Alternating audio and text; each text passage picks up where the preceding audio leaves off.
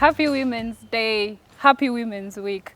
Today the theme of our study is Arise and Rebuild, and we'll be looking at two stories, the story of Ezra and the story of Nehemiah. The story of Ezra is in Ezra chapter 4 and Nehemiah is in Nehemiah chapter 4. So in the story of Ezra actually, they had come from Babylon after captivity for 70 years, and after the 70 years, some of them, a few people go back to Jerusalem in order to be able to rebuild the temple. And so they start rebuilding the temple, but in the process of rebuilding the temple, they get people, their enemies come in and they start to discourage them. They start to put fear into them. They start to frustrate their plans. They even go ahead to make accusations about them. And all these things in the process, what they do is they slow down the process of rebuilding the temple.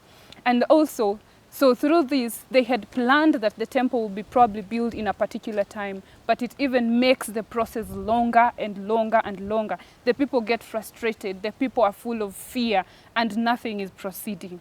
And in the book of Nehemiah, in Nehemiah chapter 4, we see the story of Nehemiah, who was a cupbearer, that after he heard the story of what was happening in Jerusalem, that the walls were broken, the city was burnt, he was touched so much, and he goes to the king and asks for permission to be able to go and rebuild. And the king gives him permission and even gives him some resources to be able to go back and rebuild the walls of Jerusalem. And so Nehemiah goes to Jerusalem, and he starts working on rebuilding the what? Rebuilding the walls of Jerusalem. And the same thing is happening. People come in, Sanballat especially, he comes in and he's frustrating their plans. Sanballat comes and he's starting to accuse them. They're actually mocking them. They were frustrated. They were angered when they realized that these people are now starting to work. They started to accuse them also. They started to put fear in them, and the people were frustrated. But one thing that Nehemiah did in all this, what he did was he prayed. When the people were asking, are these feeble Jews going to rebuild? When they kept asking, is this wall going to even stand? When they kept asking and looking and even wondering, are these walls that they are building going to even stand? Are they going to do anything?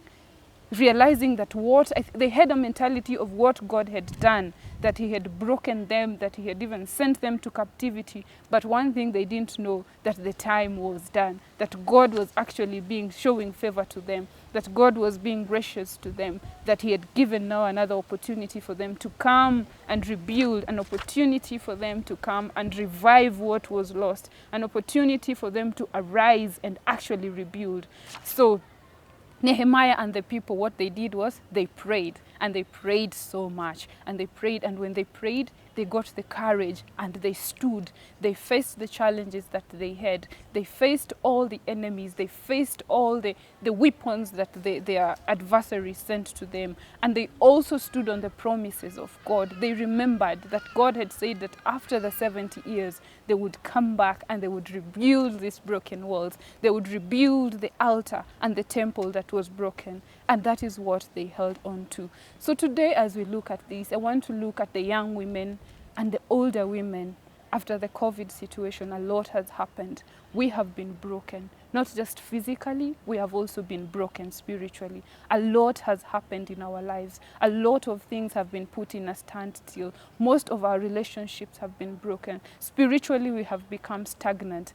Nothing has been happening. But God is saying, it is a time for you to arise and rebuild. The years of captivity has done. It is a time for you to arise and rebuild, because I am with you. It is a time for you to arise and rebuild. Whatever relationships were broken in you, whatever issues that you had, whether you feel like your past is holding you. But I need you to realize one thing, that as you arise and rebuild, the devil, the enemy, our accuser, is also watching.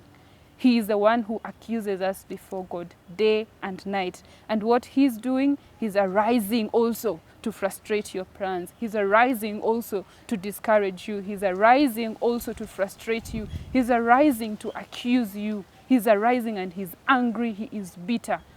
But one thing you need to remember, like Zerubbabel and Joshua, what they did is, when these adversaries came to them and they were telling them all these things, what they did was they acknowledged and they had a mind of discernment, and they did not allow these people to actually intrude and work with them, but they departed from them and they refused to work in collaboration with them.